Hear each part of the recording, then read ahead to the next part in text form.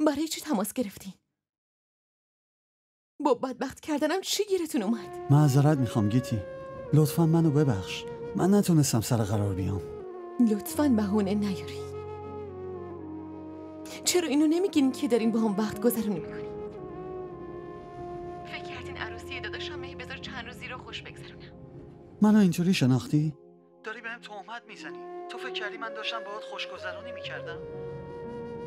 اینا رو همش خودت. خودم چی؟ حرف بزنین. هیچی. گیتی لطفاً من میخوام بهم اعتماد کنی. فقط بهم اعتماد کن. فقط یه بار. من دیگه گول حرفاتون رو نمیخورم. داشتم به شما به عشقتون اعتماد میکردم، اما فریب شما همه چی رو خراب کرد. ببین لطفاً یه شانس دیگه بهم بده.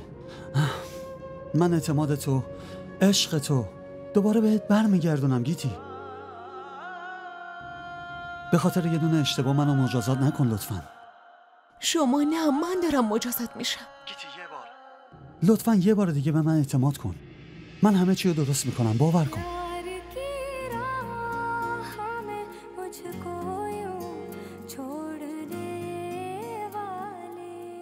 شما چی کار میکنی؟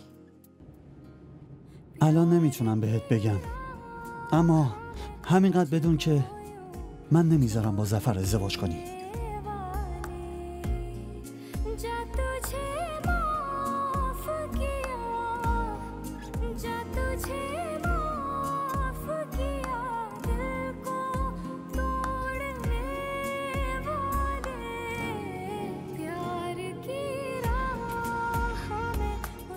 सितम है खुदाया क्यों प्यार बनाया जो लूटे दिल